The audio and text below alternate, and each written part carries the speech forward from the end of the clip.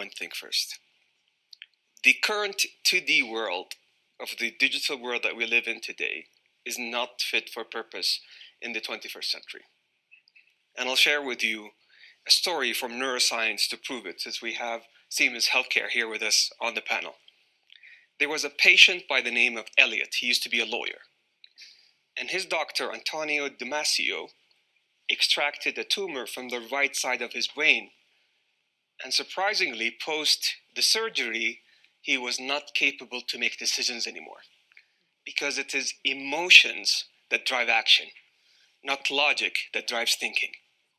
And this is why the 2D world did not work at the time of remote education, remote work. And this is why you have companies like Salesforce.com, JP Morgan calling people back into the office. Because it's not only killing productivity, I would presume it's killing the next generation leaders. We all love it in a meeting when you nudge your colleague to make sure that you tap him on the back when he's doing a great job. Or another colleague that is doing a fantastic presentation and you give her 2 thumbs up or feedback post that session. This is why genuinely I'm a big advocate of the Metaverse, that it's going to be the next wave of how immersive experiences work for consumers, enterprises, and the industry. Metaverse. What is it that you see as the greatest potential, and kind of can you just take me behind the scenes a little bit behind Saudi Arabia's kind of investment in the Metaverse more generally? So let me share with you examples from Ericsson Healthcare and Magic Leap, as we have the great pleasure of collaborating with some of the biggest innovators in this space. On 5G, the kingdom celebrates with Ericsson one of the fastest 5G deployment. And as a matter of fact, in terms of spectrum allocation, the kingdom today ranks #1 in terms of spectrum allocated for the industrial internet, the industrial 5G, and subsequently the Metaverse, which is all important about the latency that is required to enable those use cases. When it comes to NEOM, I'll share with you about NEOM and about the Red Sea project. And the chairman, the Crown Prince, he has a saying, prove it to me in a digital twin first. So prove it to me in the Metaverse first. So we promised him during the Red Sea project that we're going to deliver 0 waste to landfill. And he was able to show it to me on the design phase, the build phase, the optimization phase. And we were able to collaborate with those top innovators to showcase it. Within NEOM, we made a promise that we're going to preserve 95% of the environment, and we were able to do that. Let me segue into Aramco and SABIC, because they actually have the showcase here in Davos. They have a center called ICE, which is Innovation for the Circular Economy. And we were able to leverage the digital twins, the metaverses, to produce the lowest carbon intensity when it comes to our energy production, but also prevent flaring with an IoT implementation. Last but not least, with Magic Leap, we're training our folks to improve retention of these employees as they go into those energy environments and be able to deploy solar and wind in a much faster and practical way. Fascinating. So in terms of getting people comfortable with using this, changing their habits somewhat. I completely agree with what was shared. It's about the bias, it's about the interoperability, and it's about making sure that we don't have any red taping or red flagging. Let's talk about the bias. Today, if you just search on your typical search engine, beautiful hair and not so beautiful hair, you'll find 2 ethnic groups, and that's completely not acceptable. We're all excited about OpenAI and ChatGPT. There's a new tool called DALL-E 2, which is all about text to imagery. And again, bias. If you say beautiful eye, it will show you 1 shade of color. Let me give you a hint, it's not right.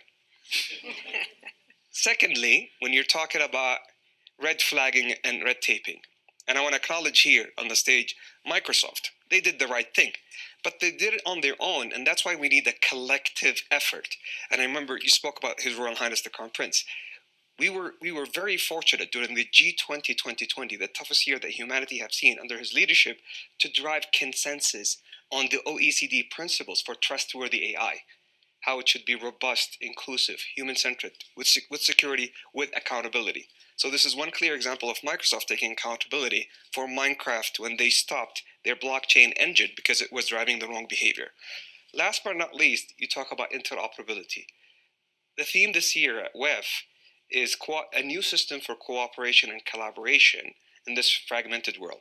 We have so much polarization in the analog world. Let's make sure that we don't have it in the digital world, and definitely not in the metaverse.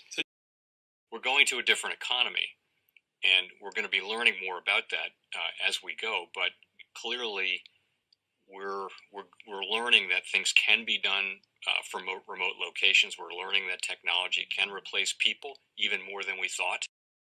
We're not going back to the same economy. We're recovering, but to a different economy, and it'll be one that is more leveraged to technology. And I worry that that is going to make it even more difficult than it was for many workers.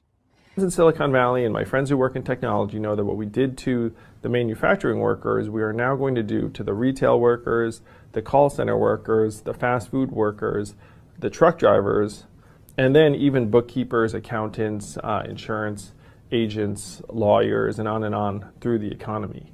So what happened to the manufacturing workers is a very clear sign. And so we'll import Chinese-based CBDC technology. So it's going to be CBDC in a box provided to you by the People's Bank of China. Welcome to the Crypto Teacher. And guys, please like and subscribe if you do like what you're listening to.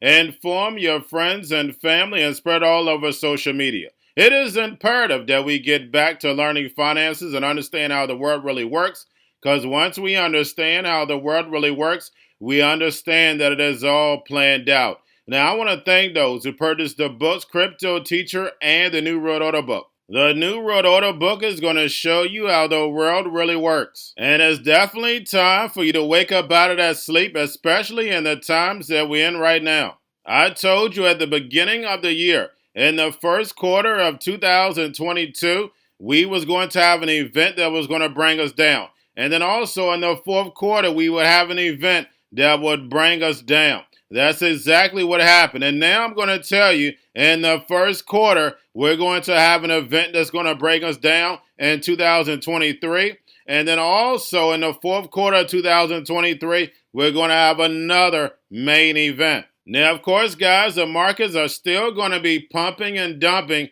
until they get ready to pull the full rug. But I'll let you know when that's about to happen. Now, also, I want to thank those who purchased the 3 kids books. It's time to get re-educated. And also, much love to those who've donated to the Cash Shop and Patreon. And in my Patreon, I keep you up to date with the New World Order events. Also, I give you the New World Order cryptos in the Patreon. Of course, you have to do your own research. But this next bull run is going to be a utility run. So you want to make sure that you have the cryptos that have utility. And much love to those who are shopping at both stores. Keep it coming. And of course, guys, we get into Bitcoin and cryptos first. Don't forget to like and subscribe to the channel. And guys, we have Bitcoin and crypto slightly moving back. We know CME opens tonight, and I do expect a pullback. But do not forget that we have Chinese New Year. The stock market is going to be closed for a whole week. And we're going to see whether some of that liquidity comes into crypto. But we know the stock market is going to have a pullback because of that. But now we get some big news. We have Binance, Swift banking partner, sets a ban of the USD transfers below 100,000. And guys, this starts February 1st. And we know when it comes to the retail investor overseas, the dollar is just like gold, especially in the emerging markets. Now, it's stated that Binance is looking for another partner, but we know this was done for a bigger reason. And I told you they was going after Binance next. So guys, get your popcorn, sit back and watch this movie. We know they need another distraction. We know in the first quarter we always take a big pullback in stocks and cryptos. We see this distraction as building up. Now, guys, do not forget to pay attention to the actual indicators. We have yield rates, which slowly rose on Friday. Not high, but slowly rose. Then, of course, we have volume, which we see volume is now back out of the market. We have Tether, we have USDC, and we have the National Australian Bank becomes the second Australian bank to build a stable coin. And we know why stable coins or CBDCs are so important because they're going to be programmable, telling you what, when, and how to buy, and you have 3 to 6 months to spend them, or poof, it's gone. And guys, we are days away from the central banks raising rates again, and then also running off the balance sheet. And remember, the fourth industrial revolution is the goal for the NWO. Now, we had bankers and regulators find common ground on crypto at Davos. And we know in the past few years, when it comes to the World Economic Forum, we've seen a lot of technology, we see a lot of agendas, but 2023, they really stepped it up. We see how far technology is going, and then also we see all the political agendas that are being pushed. And if you're not conscious, a lot of this stuff sounds great. And we know technology can be used for good or evil. Of course, if it's in the right hands, it could change the world for the better. But if it's in the wrong hands, we know the masses are going to fall for the devil's tricks. And I'm going to go over that a little later. And then also, guys, we had Grayscale sitting at about 19.7 billion. Now, getting over into a little crypto news. We have U.S. home loan banks lend billions of dollars to crypto banks. 10 billion to Signature Bank, and then also money to Silvergate. And we have Fairfax pension funds exposed to Genesis bankruptcy. And guys, I've been over it time and time again. We needed regulation in the space before 401ks and pensions get invested in Bitcoin and crypto. And we know all these big financial trillion-dollar organizations already know that. And how do we know that? Because we see a lot of safeguarded products only for the institutional investors, especially like custody. And lastly, guys, we have Saudi Arabia mastering the Metaverse. And your digital twin is right around the corner. And like I stated, if you're not conscious, a lot of this technology sounds great if it's in the right hands. But as we can see, we clearly heard Microsoft. As soon as we heard Microsoft, we know there's a bad plan behind it. We know that AI is going to be embedded in everything that we do. And we know the people that are building these algorithms do not have the best interest for us. And we see humans playing the Hegelian dialectic in order to move the NWO's plan forward. And now we see that in these bots. I see it all the time when I go into comments on Twitter, Facebook. These bots are actually having conversations with each other, having a debate. When Elon Musk stated he wanted to get rid of bots, guys, we know that was definitely not true. They want the bots to control the space so then therefore they can control the agenda online. It only makes sense when you understand the plan. And we know when it comes to the New World Order, it's all planned out. But guys, all I have for you. Don't forget about the books, Cryptoteacher and the New World Order book, plus the 3 kids books. It's time to re-educate. Also, Noodle Cryptos, Coinbase, Bitrue, Binance.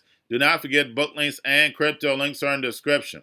The stock channel, guys. Don't forget to go like, subscribe, spread it everywhere. You have your Kobo, your chips out, your banking, your gaming. While everybody's sitting at home, get home stocks, the Seer, the biotech stocks. And while everybody's at home wishing they were still getting that free money, what they doing? Drinking and smoking weed. Don't forget about those stocks, and you have a wonderful day. The most powerful person in the world is the storyteller. The storyteller sets the vision, values, and agenda of an entire generation to come. Steve Jobs.